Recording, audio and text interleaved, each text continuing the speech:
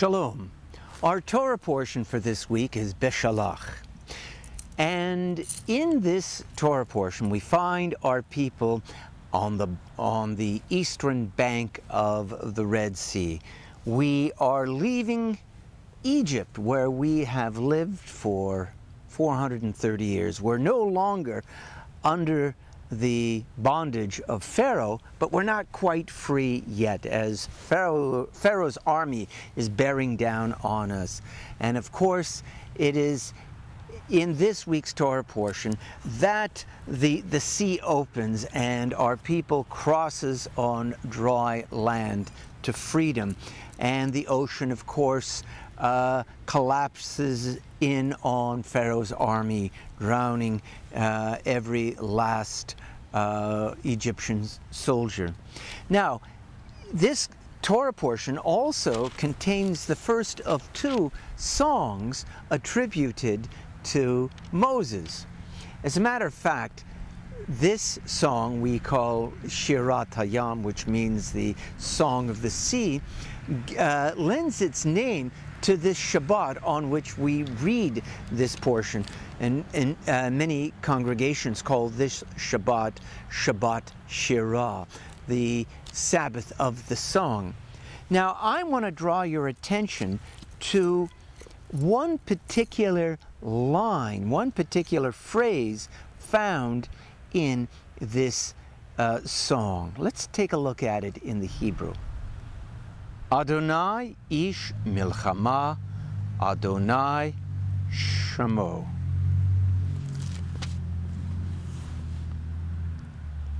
The Eternal, the Warrior, Eternal One is His name.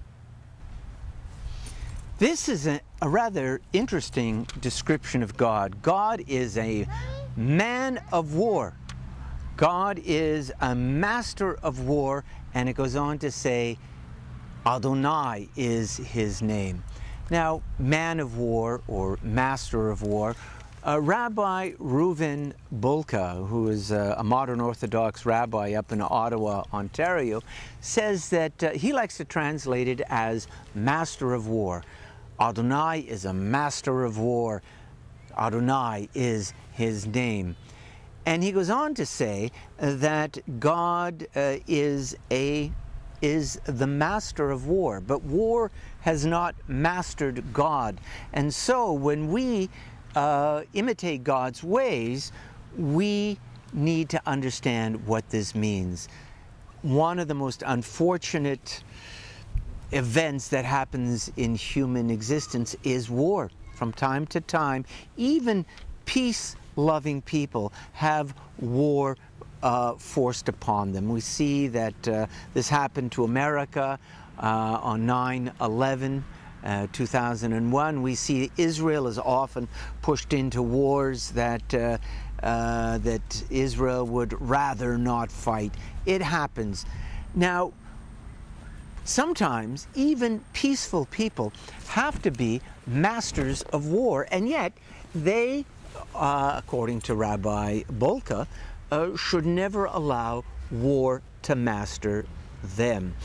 There are and have been cultures, human cultures throughout the ages that have glorified the warrior. We Jews have never done that.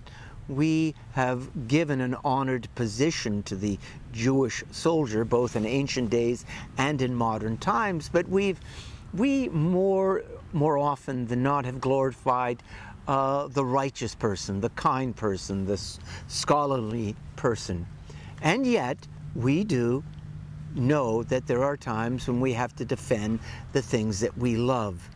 And how do we do so? How do we become masters of war, but not allow war to master us? Rather, in other words, not allow ourselves to become warriors by our character, by definition.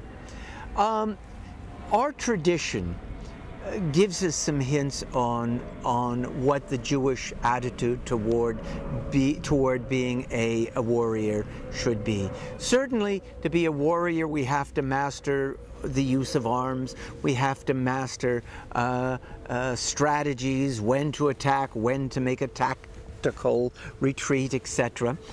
But we must not allow ourselves to become murderous. We must not allow that bestial side that so often comes forth in war to be part of Jewish behavior.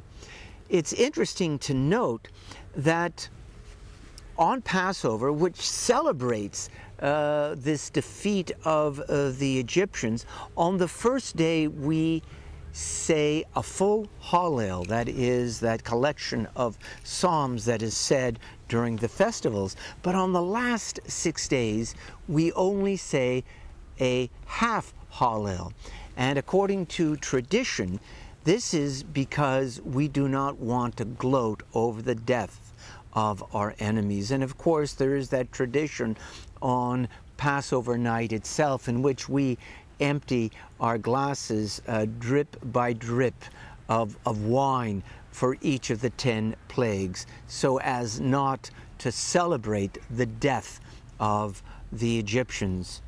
We also notice on Hanukkah, we don't celebrate the victory, the military victory. We don't celebrate the death of the Syrian Greeks, who were our enemies, no doubt about it. We celebrate the rededication of the temple. Also on Purim, when we celebrate the victory of our people over Haman, we only celebrate the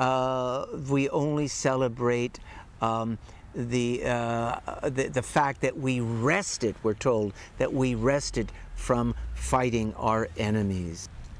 There is a midrash that's very instructive on our understanding of how we should conduct ourselves in war, in conflict. There's a midrash that looks into what Jacob must have been feeling on the night before he was to encounter his brother Esau, his twin brother Esau, whom he had not seen in 20 years, who had threatened to kill him the last time he saw Jacob. We're told in the Midrash that Jacob was frightened of two things. First of all, and quite understandably so, he was frightened that he might be killed by his brother Esau.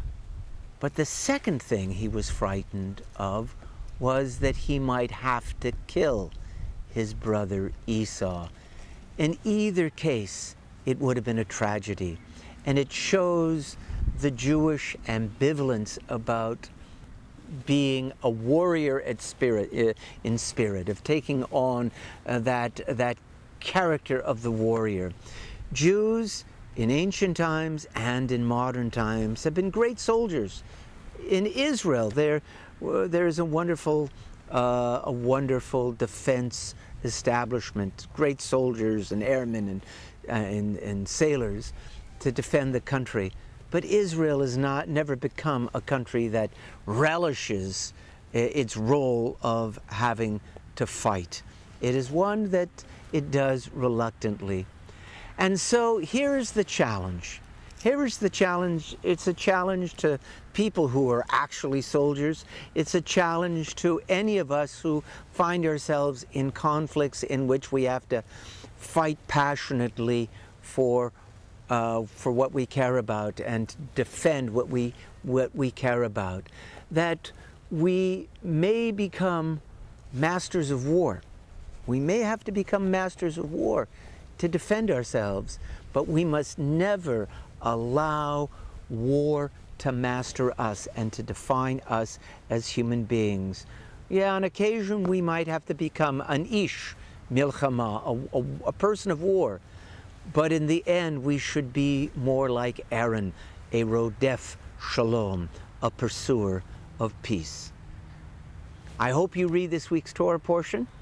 Shabbat Shalom.